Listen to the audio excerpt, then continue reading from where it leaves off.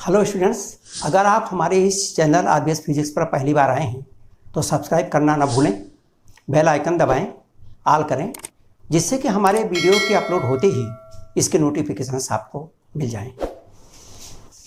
हम लोग एक गति का नियम पढ़ रहे हैं और उसमें हम लोगों ने इसके पहले गति के 3 नियम पढ़े, फिर कुछ उस पर न्यूमेरिकल्स किए। अब ये जो गति के नियम है इसमें बहुत सारे प्रश्न ऐसे हैं जो विशेष प्रकार के सूत्रों पर या विशेष प्रकार के फार्मूले से लगते हैं। तो उस कुछ विशेष प्रकार के जो फार्मूले हैं, सूत्र हैं, हम उनको पढ़ते हैं, देखते हैं। संपर्क में रखे पिंडों की क्षैतिज समतल पर गति। इसके पहले हम लोगों ने पढ़ा कोई रस्सी से बंधा हुआ पिंड है और फिर हम बल लगाते हैं तो रस्सी एक पिंड से दूसरे पिंड, दूसरे से तीसरे में लगी और उसको खींचती है। यहाँ पर हमने संपर्क में रखे हुए पिंड है, वहाँ रस्सी नहीं है बीच में, कोई तार नहीं है बीच में, बल्कि वो पिंड ही एक दूसरे के ऊपर बल लगाते हैं, एक दूसरे को वो ठेलते हैं।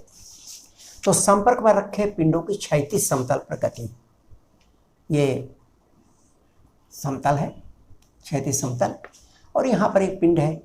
मान लीजिए हमारे पास पिंड एक ही है, फिर यहीं से दूसरा पिंड है हमारे पास, ये है, और फिर हमारे पास एक तीसरा पिंड भी है। इसका द्रव्यमान है m1, इसका है m2, इसका द्रव्यमान m3 है। और इसको ठेलते हैं, एक बल लगाकर क्षैतिज बल इसके ऊपर लगाते हैं, ये बल है F। अब इसकी गति का आपको अध्ययन करना। हम जानते हैं कि जब इस दिशा में बल लग रहा है और अगर इसमें गति हो रही है तो निश्चित रूप से इसी दिशा में इसमें त्वरण पैदा हो रहा होगा। तो इसमें ये त्वरण की दिशा है, हमने मान लिया इसका त्वरण ए है। ये इस पर बल लगाएगा, फिर ये इस पर बल लगाएगा, तो इनके बीच में क्रिया और प्रतिक्रिया बल लगेगा। इसके बीच मान लिया F1 है तो इसका प्रतिक्रिया बल F1 होगा, और फिर ऐसा ही बल यहाँ भी होगा, F2 यहाँ होगा और F2 यहाँ होगा। हम यहाँ देख रहे हैं कि इसके अलावा 2 बल और भी हैं, लेकिन वो संतुलित हैं, इसलिए उनको हम यहाँ नहीं दिखाते। एक बल तो इसका नीचे को काम करेगा, इसका भार, और इसके ऊपर इस समतल का जो प्रतिक्रिया बल है वो R1 काम करेगा। फिर ऐसे ही इसका भार यहाँ काम करेगा, इसका प्रतिक्रिया बल R2 ऊपर काम करेगा, और ऐसा ही यहाँ भी है, इसका भार नीचे को काम करेगा, इसका प्रतिक्रिया बल ऊपर को काम करेगा। तो अगर आप ध्यान से देखें तो इसका नीचे की ओर कार्य करने वाला जो बल है वो है M1G, और इसके ऊपर की ओर काम करने वाला प्रतिक्रिया बल है R1।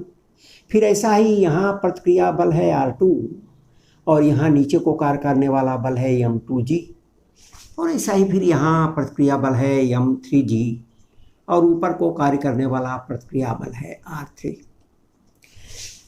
क्योंकि ये जो निकाय है ये ऊपर को नहीं जाता, नीचे को भी नहीं आता, ये क्षैतिज दिशा में चलता है, और इसीलिए ऊपर और नीचे की ओर कार्य करने वाले ये बल आपस में बराबर है। यानी R1 बराबर M1G, R2 बराबर M2G एंड R3 बराबर M3G।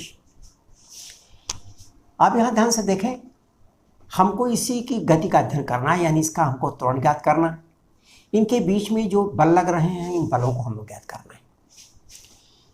इसमें हमारे पास 3 द्रव्यमान है, M1, M2 और M3।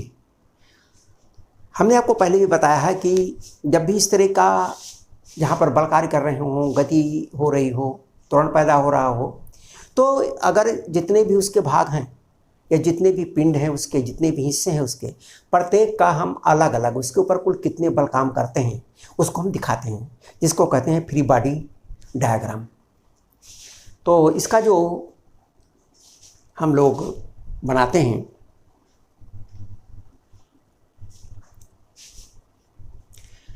इसका फ्री बॉडी डायग्राम अगर बना है, इन सबको हम दिखा देते हैं। अब इसके लिए देखिए आप, ये हुआ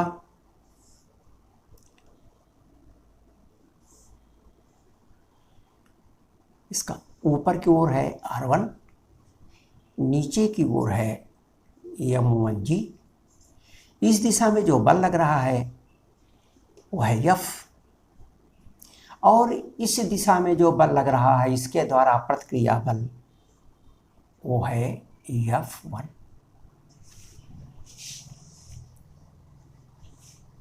ये जो हमारा पहला है M1, इस M1 के ऊपर इतने ये बल काम कर रहे हैं और इसलिए इसकी गति का समीकरण तो R1 बराबर M1G, R1 बराबर M1G, क्योंकि इस दिशा में कोई भी गति नहीं हो रही है।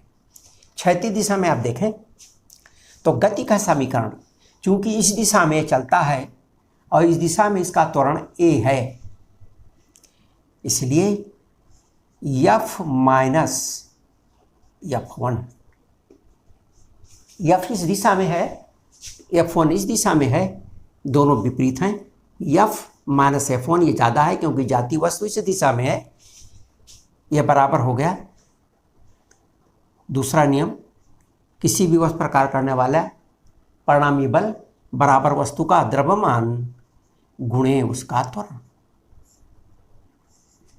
इसका पहला समीकरण हो गया, इस पहले पिंड का समीकरण पहले पिंड के लिए। आइए हम इसके दूसरे पिंड का भी देखते हैं।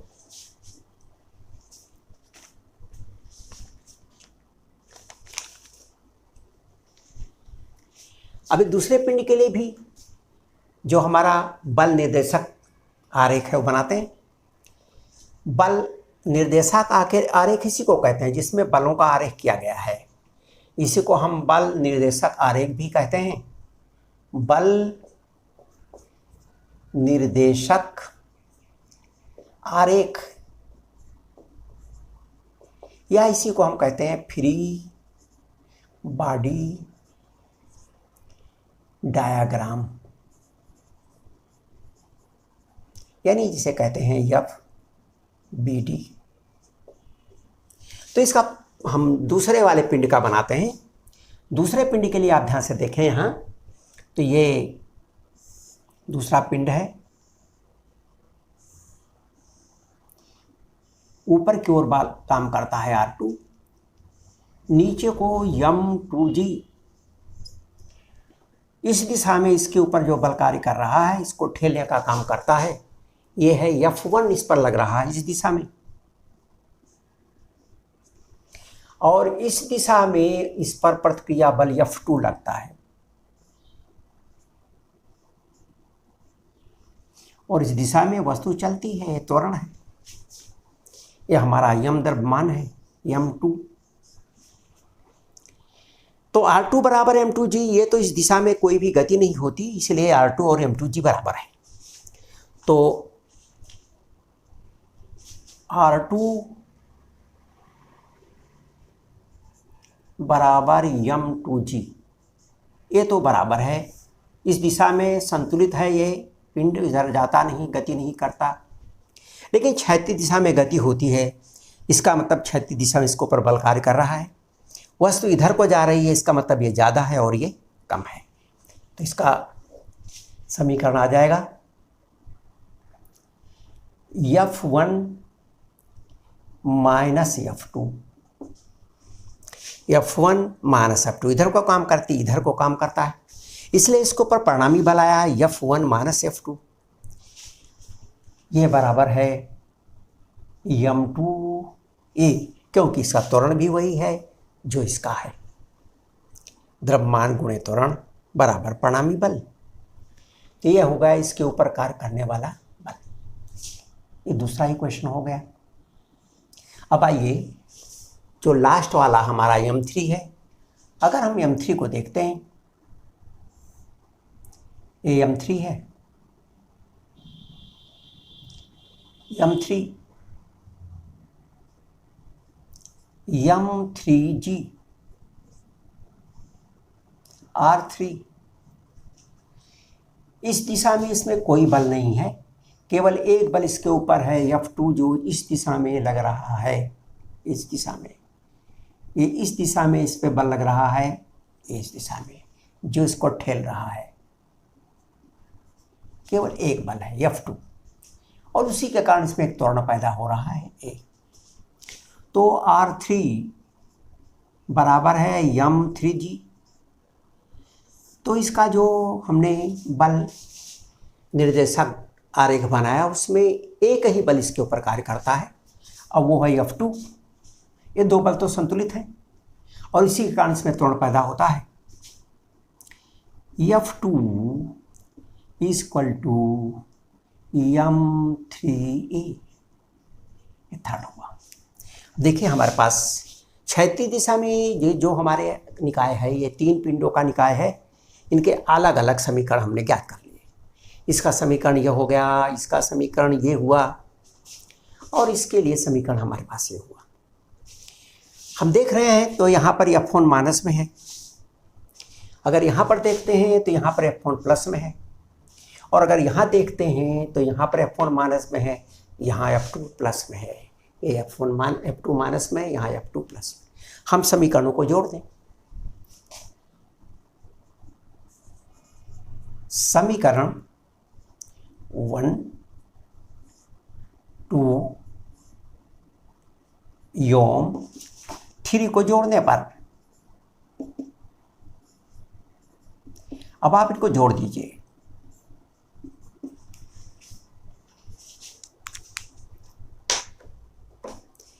इनके जोड़ने पर यहां ध्यान रखें, ये माइनस F1 से ये प्लस F1 कट जाएगा और प्लस F2 से माइनस F2 कट जाएगा। अगर इसको और समझना हो तो इसको हम यहां करके देख सकते हैं। तरफ पर F माइनस F1 बराबर M1A और F1 माइनस F2 बराबर M2A और F2 = M3A। अब इसको जोड़ेंगे तो इससे ये कटेगा, इससे ये कटेगा, बचेगा इस साइड में केवल F। तो इसलिए इस साइड में, राइट साइड में केवल F बचता है और हमारा जो लेफ्ट साइड बचा M1A, M2A एंड M3A सभी प्लस में हैं, जुड़ जाएंगे। तो M1 plus M2 plus M3A जुड़ गया ये M1 plus M2 plus M3A और इसलिए निकाय का त्वरण या पिंडों का त्वरण, निकाय का त्वरण A बराबर F अपान M1 plus M2 plus M3, ये है त्वरण। हमें ये भी ज्ञात करना था कि इनके बीच प्रक्रिया बल कितना काम करता है, ये एक दूसरे पर कितने बल लगा के ठेलते हैं। इसलिए यहां देखें F2 का मान डायरेक्ट निकल आएगा। F2 बराबर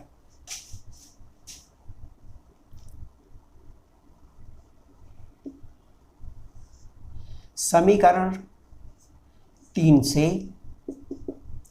F2 बराबर A का मान रखा हुआ है F अपान M1 M2 M3, ये तो मान आ गया A का और गुणा इसको कर देना है M3 से। तो इतना बल काम करेगा, जो लास्ट का है M3 उस पर काम करने वाला बल है। और इसी प्रकार हमने F1 को निकाल लिया। F1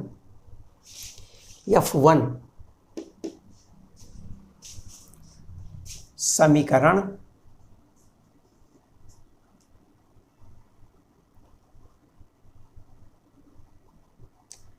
2 से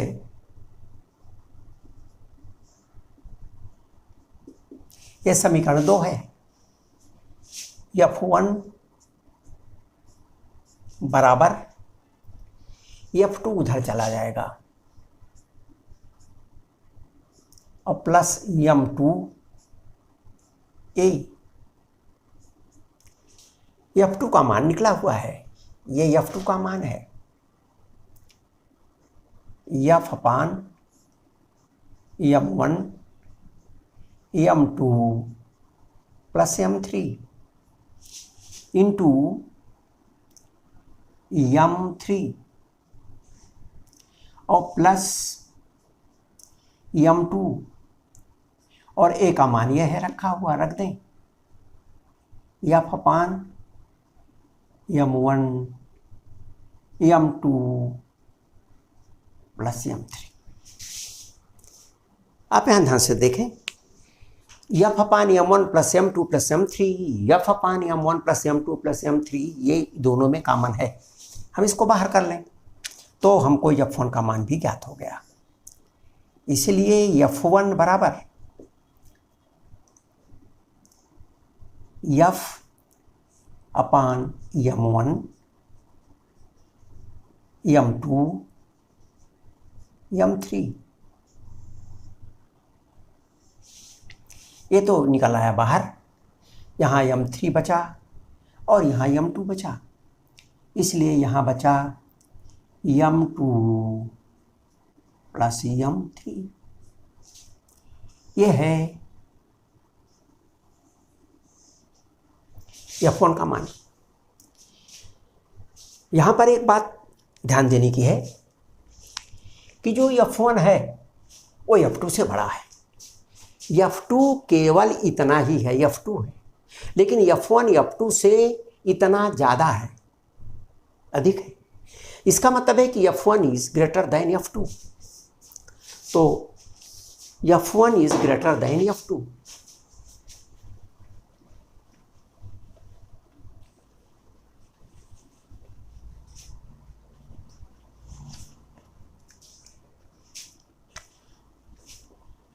f1 is greater than f2। f1 f2 से बड़ा है, ये स्पष्ट दिख रहा है। f1 is greater than f2।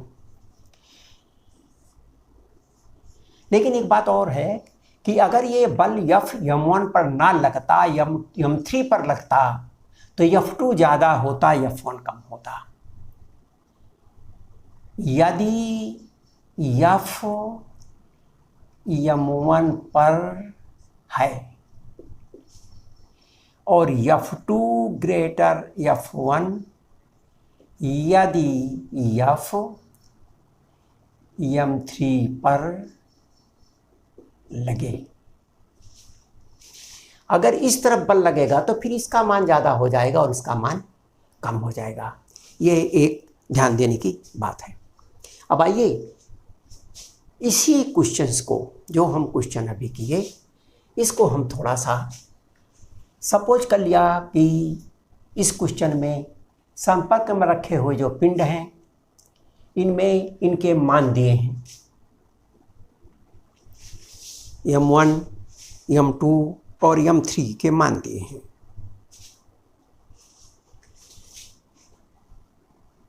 f का मान दिया है, सपोज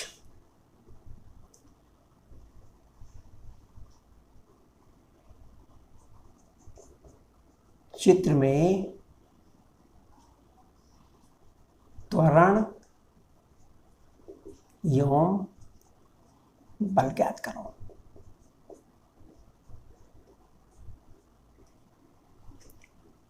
ये दिया है f बराबर 90, ये दिया है।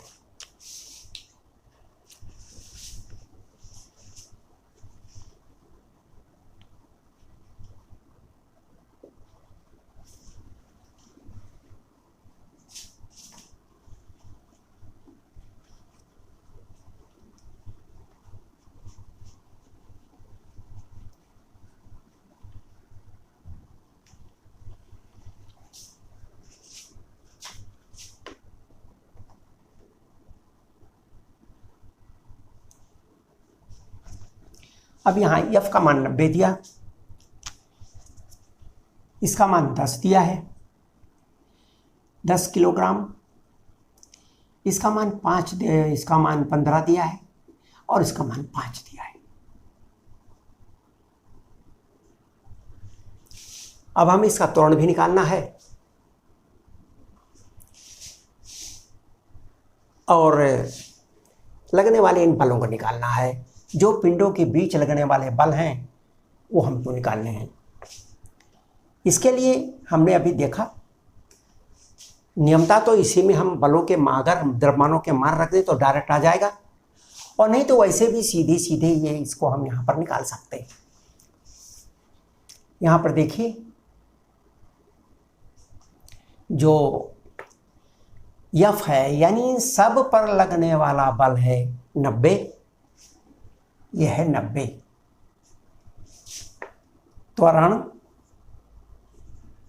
A बराबर F अपान m1 plus m2 plus m3। F 90 है, 10 15 प्लस 5,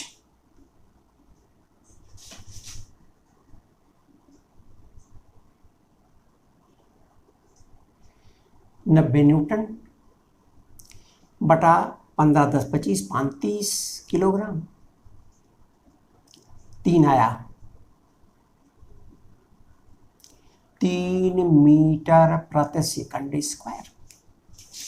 इन पिंडों का त्वरण हो गया। और जब इन पिंडों का त्वरण हो गया तो फिर इनके बीच लगने वाला ये बल भी निकाल आएगा। F1 इज इक्वल टू, ये यहां दिया है, m2 प्लस m3 और इंटू F अपान m1 plus m2 plus m3। या इसमें ये तो त्वरण है, F अपान m1 plus m2 plus m3 ये त्वरण है, और ये हमारा m1 m2 प्लस m3 है, हमको F1 निकालना है। तो ये हुआ m2, ये हुआ m3, ये हुआ m2 और ये हुआ m3, और ये है 3।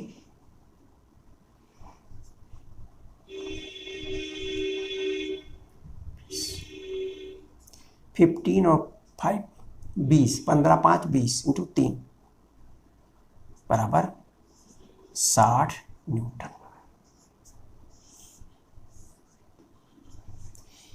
इसके बीच में लगने वाला बल है 60 न्यूटन। और इसी प्रकार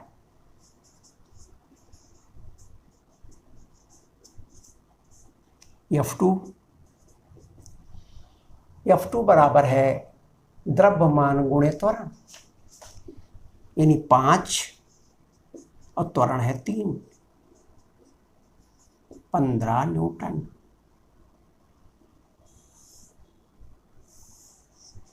तो इसके ऊपर लगने वाला बल ये हो गया 15 न्यूटन। तो एक तो ये बल हो गए। इस तरह के जहां पर पिंड डोरी से अगर बंधे होंगे तो तनाव बल होगा, डोरी से नहीं बंधे होंगे तो दबाव बल होगा, प्रेशर बल, दबा करके ये ठेल रहे। अब आइए एक दूसरे प्रकार की इसी तरह की समस्या है जिसे हम करते हैं।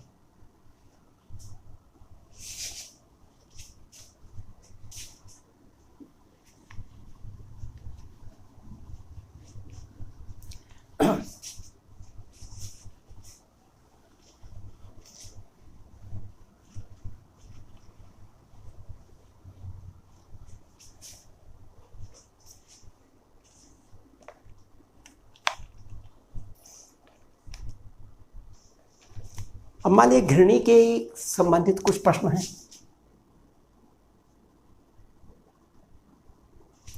घृणी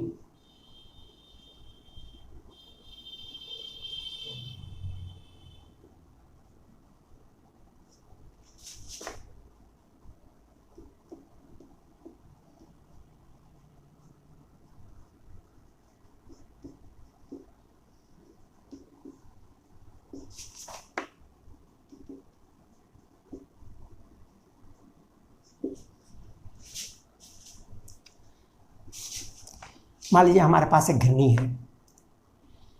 घृणी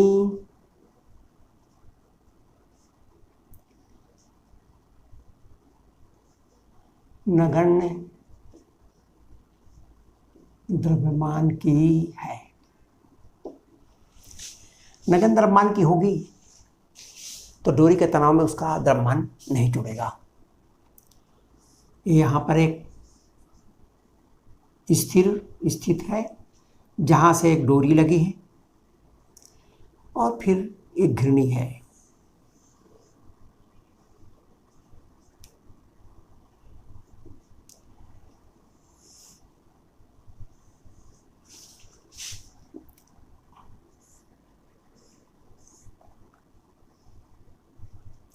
दस kg,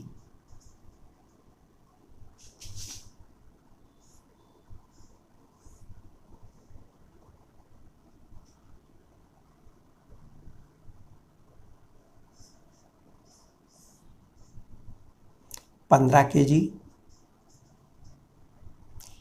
या इसको यम ही मान लें या 15 kg मान लें या ऐसे ही मान लें। ये M1 है, ये M2 है और ये इसका M3 है।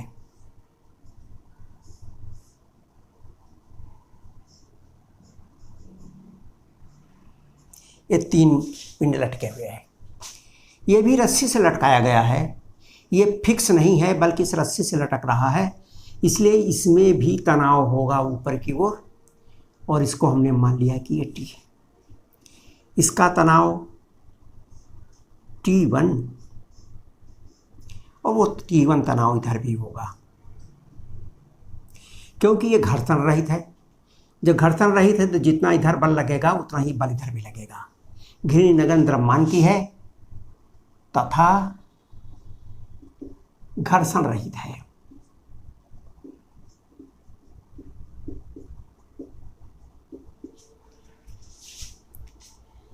ये T1 T2 है, लेकिन एक डोरी और लगी है यहाँ पर, यहाँ ये T2 है और यहाँ पर ये T1 है। इसके अलावा इसका भार नीचे को काम करता है M1G, इसका भार भी नीचे को यहाँ काम करता है M2G और इसका भार यहाँ काम करता है M3G। चूंकि ये द्रव्यमान ज़्यादा है इसमें, ये इधर को चल रही है, ये इधर को डोरी जा रही है, इस दिशा में इसका त्वरण A है। जब ये इधर को जा रही है तो ये इधर को जाएगी, इसका त्वरण इधर को होगा, इसका त्वरण इधर को होगा, लेकिन त्वरण का जो परिमाण होगा वो आपस में बराबर होगा। आइए हम इन सब का जो बल निर्देशक आरेख बना कर देखते हैं, सबको अलग अलग करके देखते हैं और उनका समीकरण भी लिखते चलते हैं। आइए हम इसको देख लेते हैं। पहले को M1 के लिए देखिए, ये M1 है, नीचे को ये बल काम करता है M1G, ऊपर को काम करता है T1 और इस दिशा में ये त्वरण से जा रहा है। बस दो बल इसके ऊपर है, केवल दो बल काम करते हैं। तो समीकरण इसका क्या होगा? T1 चूंकि ऊपर को जा रहा है, T1 ज़्यादा है, M1G नीचे को है, कम है, इसलिए परिणामी बल हुआ T1 माइनस M1G बराबर M1A। यह है हमारा पहला समीकरण, यानी इसके लिए। अब आइए हम इस दूसरे के लिए करते हैं। दूसरे के लिए M2 के लिए, अब M2 को लिए देखिए,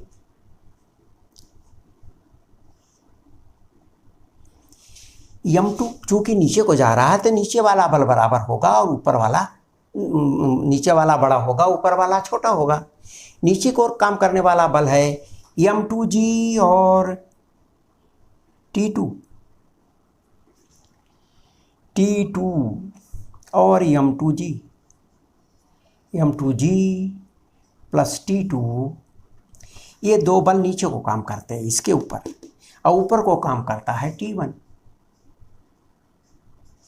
बस इसके ऊपर ये बल है, 3 बल। अगर इसको हम देखें चित्र में तो इस प्रकार से दिखेगा ये कि ये आपका बल है, ये पिंड है, ये ऊपर को काम किया ये T1, नीचे को काम किया M2G, और इसी नीचे को काम कर रहा है T2, नीचे वाली डोरी का तनाव। तो M2G और T2 डाउनवर्ड से नीचे की ओर है, यही ज़्यादा है, और T1 ऊपर की ओर है जो कम है, यही परिणामी बल है, और ये बराबर है M2A। इसका दूसरा समीकरण हुआ। अब इसी तरह से हमने M3 के लिए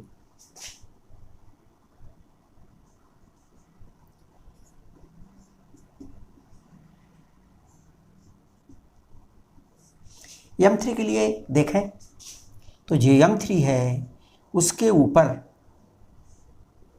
नीचे को तो एक बल काम करता है M3G, एक बल काम करता है M3G बस, और ऊपर को ही एक बल काम करता है T2, केवल एक T2 बस, और कोई बल नहीं है। तो M3 के लिए T2 इक्वल टू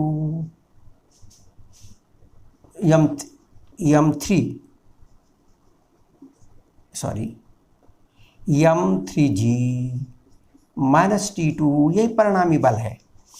M3G नीचे को, T2 ऊपर को, लेकिन जा रहा है ये नीचे को, ये जा रहा है जिस तरह ये भी नीचे को जा रहा है ये त्वरण से, ये भी नीचे को ही जा रहा है ये त्वरण से, तो नीचे वाला ज़्यादा है ऊपर वाला कम, ये बराबर हो गया M3A। अभी हमारे पास 3 समीकरण हो गए। T1 यहाँ प्लस है, T1 यहाँ माइनस है, T2 यहाँ प्लस है, T2 यहाँ माइनस है, लेकिन यहाँ माइनस है, M1G तो माइनस है, लेकिन M2G और M3G प्लस है।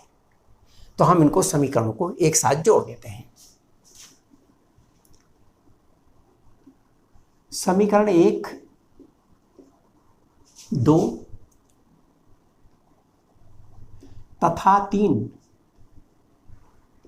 को जोड़ने पर जोड़ दिया। अब जैसे इनको जोड़ेंगे हमें क्या प्राप्त होगा? हमने आपको बताया कि T1 प्लस से T1 माइनस कटेगा, T2 प्लस से T2 माइनस कटेगा, फिर इधर मिलेगा क्या हमको? हमें मिला यहाँ M2G,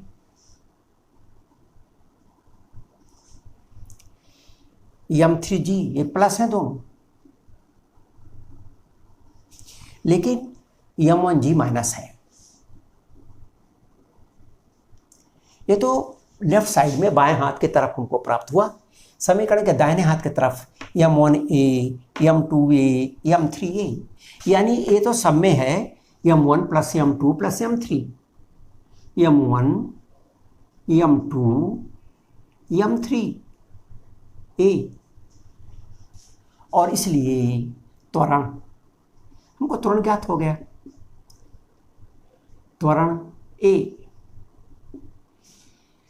ये नीचे आ जाएगा, G कॉमन आ जाएगा,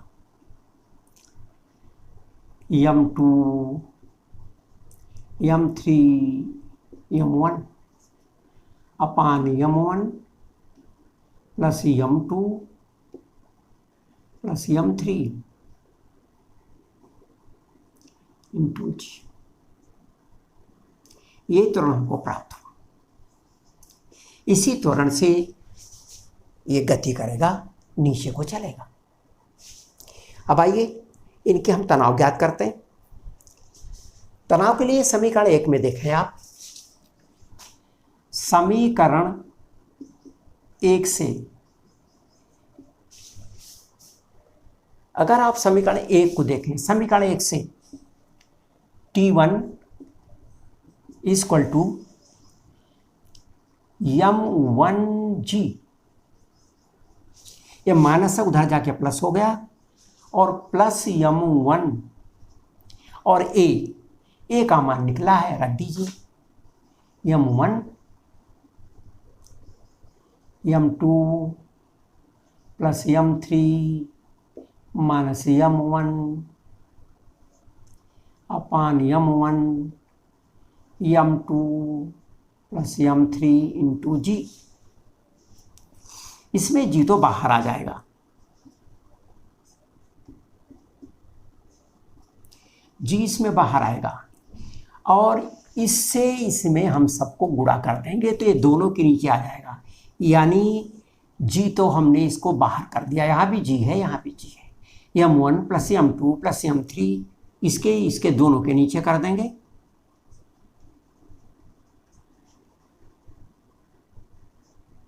ये दोनों के नीचे आ गए। अब इसका गुणा जब यहां करेंगे तो हो जाएगा m1 square plus m1 m2 plus m1 m3, इसका इसमें गुणा, इसका इसमें गुणा, इसका इसमें गुणा, प्लस इसका इसमें गुणा m1 m2, इसका इसमें गुणा,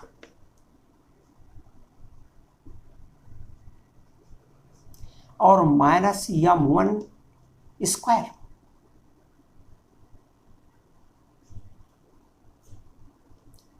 जी, और इसलिए t1 इक्वल टू ये कट जाएगा।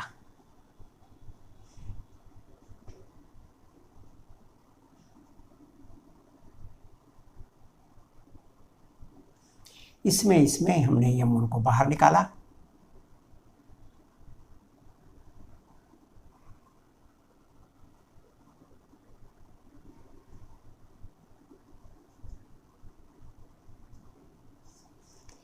अगर हमने इसमें m1 को बाहर निकाल लिया तो यहां बच गया m2, यहां बच गया m3,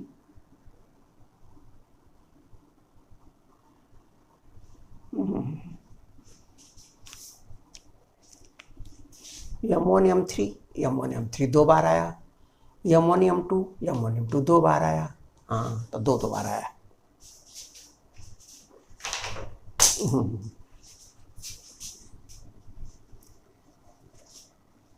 m1 m2 दो बार, m1 m3 भी दो बार है, तो t1 का मान आ गया 2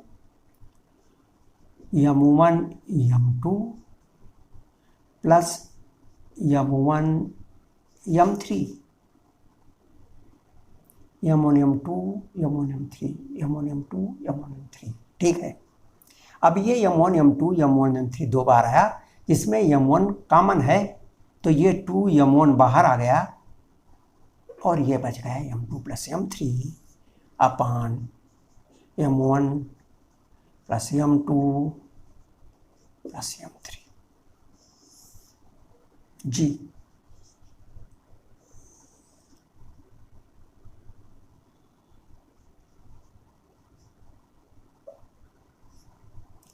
यह है तनाव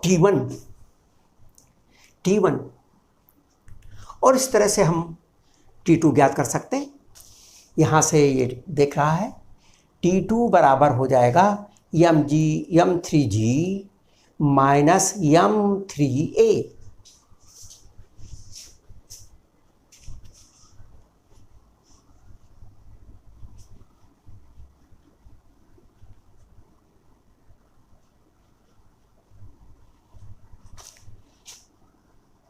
m3g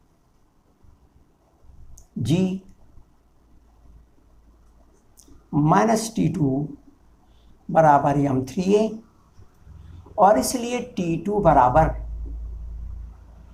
m3g minus m3a, m3g minus ए का मान निकाल चुके हैं हम। ए बराबर है m2 m3 m1 plus m2 plus m3 into जी।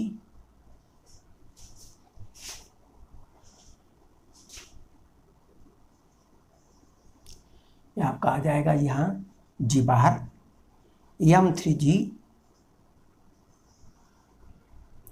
m1 m2 m3 m2 m3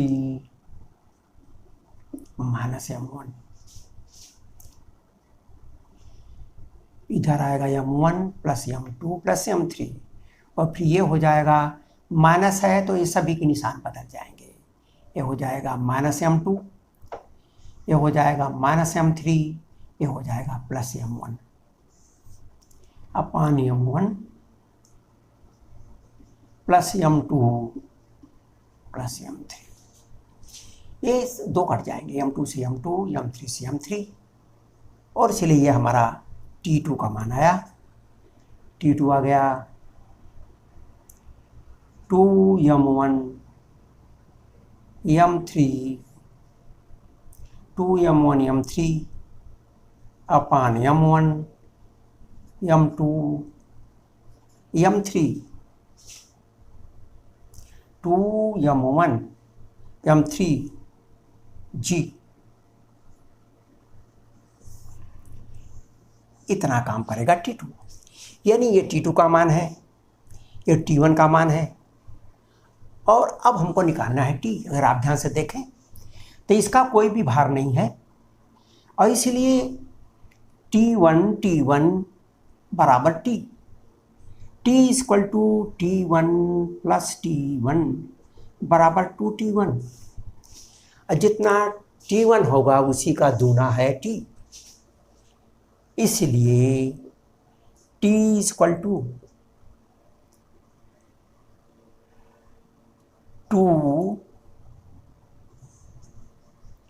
2m1 m2 plus m3g upon m1 m2 m3। यही उसका उत्तर हो गया। ये बराबर हो गया T इक्वल टू 2 2 जा 4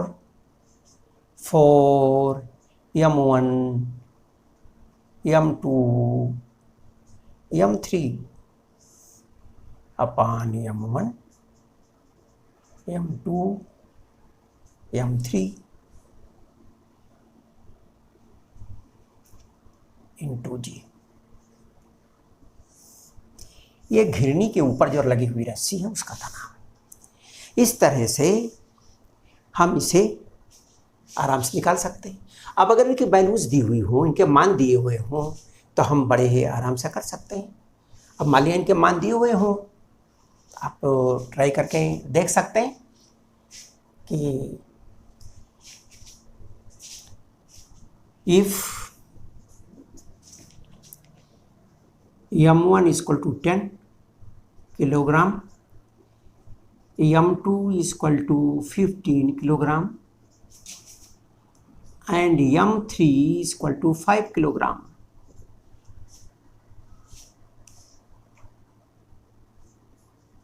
find T,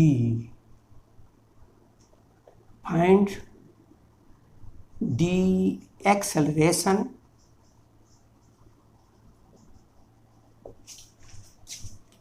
and tensions of the strings।